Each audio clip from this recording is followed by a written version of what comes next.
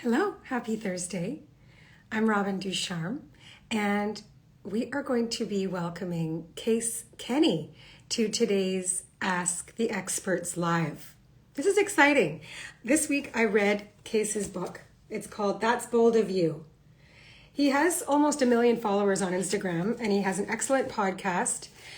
And he's a mindfulness expert. I know he doesn't like to be called an expert. Hi, Case. I'm going to introduce you, and then I'm going to add you to the live. Thank you for joining us today, and thank you everybody for being with us. So, Case is an author, digital creator, mindfulness teacher, and the host of the popular podcast New Mindset. Who dis? It's an excellent podcast. I love it because the episodes are short. A lot of them are short, like under 20 minutes, and just like a lot of nuggets and wisdom and practical guidance for being our best selves, being our authentic, real, true selves. So I'm going to ask Case to join us, and you can ask him your questions about mindfulness, authenticity, being bold, all those great things.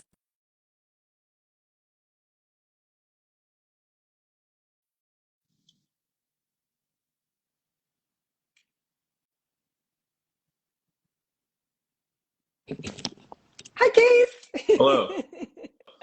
I'm back. You're back. Nice to see you. Thank you for joining us on IG Live.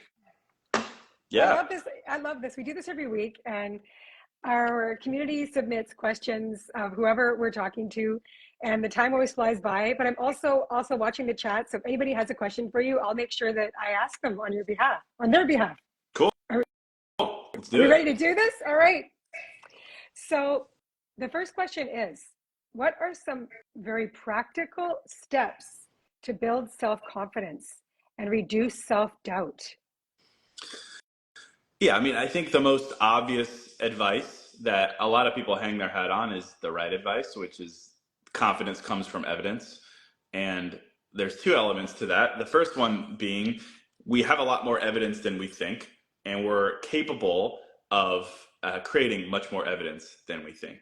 So, you can't think yourself into being a confident person. I think we're in a day and age where people can smell an authentic confidence from a mile away.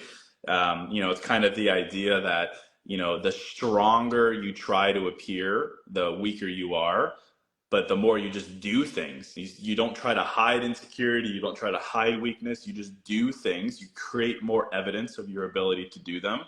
The stronger you actually become because you're not avoiding weakness, and the more confident you actually become because you're not avoid actually trying.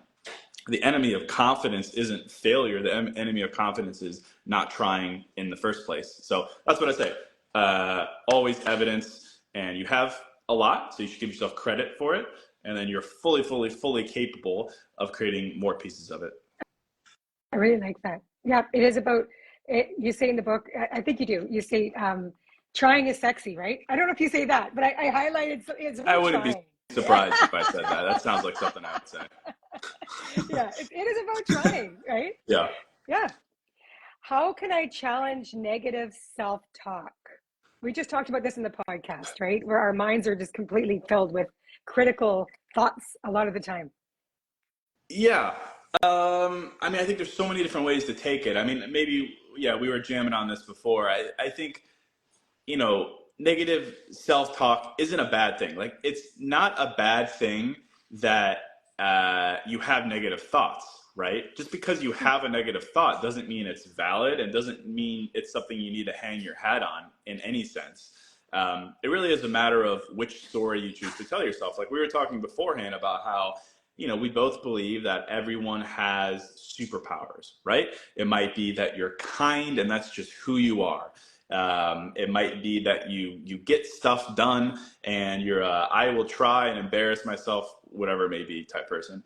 Those things will always come with the downside. If you're an overtly kind person, inevitably someone will try to take advantage of it. If you're a get things done and just try without thinking about it type person, inevitably you'll fail and embarrass yourself terribly. There's always downsides to an upside. There's always a downside to a superpower. And then when that's the case, you have two choices. You either focus on the goodness of what you have or the downside that comes with it. That is a choice. Negative self-talk, of course, will come from the latter. And a positive, affirming, optimistic mindset will come from the former. So, as much as, it's a cliche to say, happiness is a choice or confidence is a choice, whatever. In that instance, when you could figure out the two directions you can go, I would say it's very much a choice. And it starts with coming to terms with the fact that, anything you do in life comes with a reaction or a downside, and that does not mean it's a bad thing. It's just now up to you to choose to focus on one or the other. The other tools you give, and you also have a podcast episode about this, is, and you talk about it in the book, is how you talk to yourself. So we are listening. I said we're so programmed to listen to our self-talk, our self-criticism, Yeah. but you teach about how you talk to yourself. Yeah, well, I'm big about that. I won't shut up about it. You think about mindfulness. What is mindfulness? We could probably spend an hour on it. I mean, I think we'd all agree that mindfulness is the art of listening to yourself. It's the art of radical acceptance. It's the art of being present in how you feel emotionally, physically, everything. Listening to yourself, accepting feelings as they come. But I don't think that's enough. I don't think that's the full value of mindfulness. The other half is learning to talk to yourself. So mindfulness is listening to yourself and talking to yourself. And what we just described is a way to learn to talk to yourself. What I do on Instagram with quotes is a way to talk to yourself. It's putting human language behind things that sometimes are tough to define. Sometimes it's easier to define them from a negative. So it's finding relatable human language and putting them to things that are difficult to acknowledge. But it's doing that because that is what creates a internal dialogue, and that is what combats negative self-talk. So yeah, I think, when you think about mindfulness isn't just a passive thing. I think a lot of times people think about mindfulness as just being still and let the world happen around you. And I say yes, but more importantly, it's then deciding what that means. What does that mean? We've sat in our feelings for a while. Now what do we do with all this stuff? Now it means you do more. You lean into life. And it starts with talking to yourself, literally learning to talk to yourself. And there's a lot of different ways to do that, but I would say that's a really important distinction for mindfulness. Yeah, I agree. Okay, so the next question is, what are some mindful practices that could help me manage my stress and anxiety? So if you're somebody that's really prone to being quite anxious, Yeah. is it just going back to what you were just talking about around just like talking to yourself in different ways? Oh, I think we can get even more specific. I mean, I think the most powerful practical thing you could do in your life, whether it's to combat overthinking, anxiety, trauma, whatever it may be, is journaling. For a couple of reasons. The first is like, journaling is a way to freeze your thoughts and your emotions and your memories and your anxieties and your questions. Like, the human brain cognitively is really good at retaining information. Like, that's literally, the brain retains. And it's not so good at retaining and processing. So again, I'm not a scientist, so take this with a grain of salt, but I've just found that your brain the energy required of it is focused on retaining, right? Hanging on to questions, anxieties, memories, frustrations, replaying them so that you retain them. Journaling is a way to take those, put it on paper and freeze it, and now you're free to reflect and process just a little bit. Like, you think about, why do we write important things down in life? Like, why do we write a to-do list down? Well, it's so that we can actually go and do it, as opposed to just retaining it. It's the same with, like, for me, like, if I have to make a big decision in life, I'm a big fan of doing a T pros and cons chart. And I do that so I could stop holding on to the retention effort of, oh, this, that, and the other, and say, okay, boom, it's here. Now we can actually see it. And now we can actually make a decision from it. So journaling, I think, is really, really powerful to put a little bit of space between the energy of retaining and the effort of reflecting.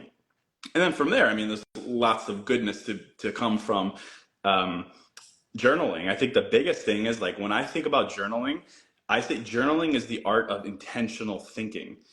Thinking, which is a little bit different, because when we're thinking normally, we might give our thoughts a little bit of direction, but from there, they lead us entirely where they want us to go. we're no longer leading the thoughts. The thoughts are leading us. Journaling is a way to get it down to be very acute and very specific and allow for you to control where your thoughts go as much as you can. Overthinking anxiety is when that's definitely not the case. It's where your thoughts are leading you completely. So just little efforts of taking back power, little efforts of shifting where the energy is. Is it on retaining, reminding, or is it on reflecting and processing and talking to yourself? So putting yourself in a context where you can do that is really important. I think journaling as a medium accomplishes all those things. Really like that, for sure. Oh, this is good. We were talking about comparison during the podcast. What steps can I take to stop comparing myself to others? Yeah. Well, yeah, we jammed in this for a while. I mean, I think the first step is realizing that, comparison as a thing is, it's always unfair to you. Because we were talking about it before, but for the most part, you're never getting the full story of who you're comparing yourself to, particularly true on social media, right? Like, we only post the good things. We only post the good things. If you look at my feed, you'd be like, wow, Case is such an optimistic person. And I'd say, You're yeah, rocking it. Yeah, I very much always. am. Yeah. And I would say that's definitely who I am, but I'm not posting the times when I'm not. And it's the same with anyone. Someone who's posting Lamborghinis and bikini pics on their page. What about the times when they're feeling ugly? What about the times when they're, driving a Toyota Corolla? Right? We're not posting the everything. And because of that, we're always misinformed when we're comparing ourselves. We're never comparing ourselves to the full picture. And, we're not going to a place of everyone's lying or anything like that. We're simply saying that comparison is always unfair to me when I'm doing it to someone that I don't have the full picture of. And hopefully that gives you a little bit of wherewithal to say, okay, well, that makes sense. Why am I going to do this thing? From there, I think the second would be a little bit of accountability. If you truly are going to compare yourself to someone and what they have or who they are, we have to logically wrap our heads around the fact that if you're going to compare yourself to what they have, you have to compare yourself to how they got it. And likely that story is probably pretty humanizing, right? You're comparing yourself to someone who has a lot of money or someone who's in love with their partner. You then have to, logically, it follows, you have to say, okay, well, then I have to compare myself to the 5 jobs they had before they made all their money, all the failures they had before they made their money. I also have to compare myself to all the failed dates and heartbreak and restarts that person went to find their partner. And the reason that you do that is because it's empathy and it's humanizing for you, because you're likely comparing yourself because you feel that you're falling behind, you're the odd man out, whatever it may be. This brings those journeys closer together and realizes you're on the same path. The only difference is the timing at this point. And timing is something we can work through. Lack of worth or insecurity is a little bit tougher. These 2 exercises levels the playing field. And I think that's the whole point of combating comparison, is level the playing field. And then just deciding that your life timing might be a little bit different, but who cares when that's the case? So just, a couple thoughts there. Yeah. I also really like in the book, Case, where you talk about like seasons in life and times in our life where, let's just say you're feeling like, I really want a partner. I'm ready for that, but it's just not in my life right now. Okay. So you could look at that as like, that's a part of my life that I'm feeling lacking. Yeah. However, I'm rocking in my job. I've got a beautiful family. Like, my kids are doing great. Yeah. So it's like, it may not be, you may be taking daily steps in your love life. You're on the day, you do all those things. You don't have that person yet that you really want, but it's recognizing that that's the season you're in. And we all have different things in our lives, different aspects of our lives where we feel like there's work to be done, or we may want to improve. But just like, that's the humanness in us too. Yeah. That's it's such great perspective, because we have a poor definition of happiness in life. We think that happiness is the accumulation of all the things we want all at once. And as much as I would love for everyone watching right now and for you and me to have everything we want all at once, love, money, body, health, friends, travel, everything all at once, the reality of life is you are completely worthy of each one of those things on their own. Timing might mean they might not all happen at the same time, and that is okay. That is so okay. And I think we need to wrap our heads around that, because otherwise we're always going to beat ourselves up because there'll always be some kind of deficiency, and that is unfair to us. So embrace your season, which could be a season of money, it could be a season of love, it could be a season of health, of travel, whatever it may be.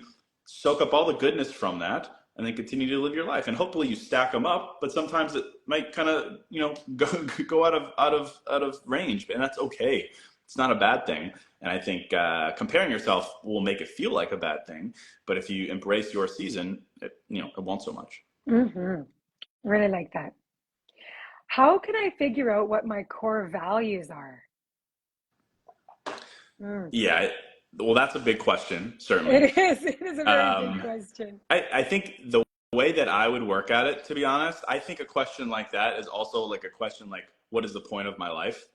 Super difficult question. A question that I think you should answer at different stages of life, and it should change at different stages of life. I think the best way to answer that is by working in reverse, because when it comes to values and goals and ambitions, we're so apt to borrow other people's. And we're not Mm. bad people. It's just this is what we do. We see someone who's happy and they're this way, that way, have this thing, do this thing. And we're like, oh, well, I'll just do that because then I'll be happy. And that sets you up for all kinds of regrets down the line. So the question that I come back to is go in reverse and ask yourself, what don't I want to regret? And I just find that that's a better way to tackle big questions like that, because of all the things that you might borrow in life, definitions of success, happiness, timelines, we do not borrow regret, right? Think about it. You either regret something. I either regret something or I don't. We're very rarely borrowing other people's regrets. So if you want to get at the truth of what matters to you, if you want to get at the truth of your values, ask yourself that question: what don't I want to regret? Work in reverse, and then maybe you'll find something that really does speak to you on a deep level. I really like that. Paul Brunson, who we've worked with, I really like this too. He's like, um, think about what you are doing in your spare time and on the weekends. Yeah. Most likely, the time that you're spending if it's your 9 to 5 job, and what are you doing in your spare time? Like that's probably where your values align. Like hopefully you're living in accordance with your values, and how you're spending your extra time is in alignment with that. So Yeah. maybe that's just another way to just kind of look and reassess or be aware. Yeah. I like. Right? Yeah, I like that a lot. Yeah, you're naturally drawn to things, so see what you're drawn to. Certainly. Yeah. How can I raise my children in a way that encourages them to be their authentic selves?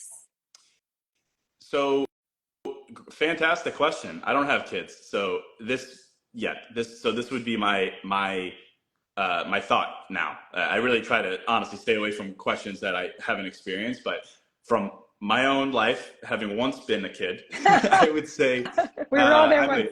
I'm a former child, Yeah. still a child in many ways. I would say the answer is don't tell them who to be.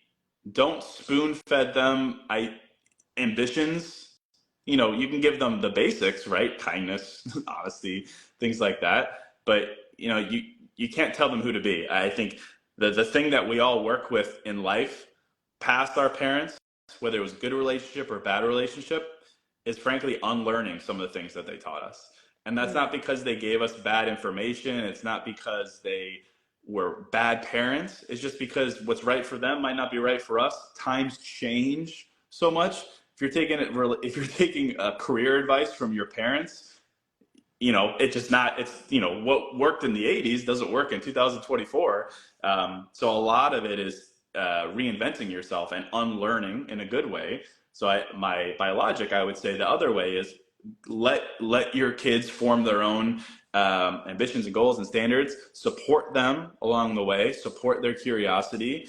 But at the end of the day, they have to figure out what they will regret and what they won't regret. And it's a beautiful, beautiful thing to be there and support them. And if they fall, you help them get back up. But it's you. Yeah, I'm again guessing here. It's probably the most difficult thing in the world to let your kid make a mistake or do something like that. But I think it's probably the best thing you could do for them ultimately. And I think so much of what our kids learn from us is through modeling. And so when it comes down to helping people be their authentic selves. Like I think our children, if we're being authentically ourselves, hopefully our children are seeing Yeah. that in us and Yeah. they're being allowed to be themselves. Yeah. That's great. Yeah. Emulate the context, right? Of curiosity and those things as opposed to the specifics. And yeah, I think that's great. Um, how can I let go of the need for approval from others and focus on my own values? Which I think we've been talking about Yeah. this all along. Yeah. Okay. Well, tell us what you're working on right now, Case. I know you said you're writing another book, right? And that's going to be released next year. Yes. Yeah. Working on a new book that'll be out next year. That's pretty much it. I mean, I'm really trying to simplify my life and kind of what I do. And I love creating content on here. I love doing the podcast. And then, I love writing a book every year and a half to 2 years and really bringing it out into the world. So in the coming months, I won't shut up about it. So pretty soon it'll be all I talk about, new book. Well, we look forward to reading it. I'm going to hold up this book because I loved reading it and learning from you. That's bold of you. And I want to thank you so much for being with us today. Thank you. Any chance to talk about myself is one that I'll take. So Well, thank you, Case Kenny, and I hope you enjoy the rest of your week. Stay dry. I know it's flooding in Miami. yeah. Thank you. Thank you, though. Thanks for Okay. having me. Take care. Bye. Bye.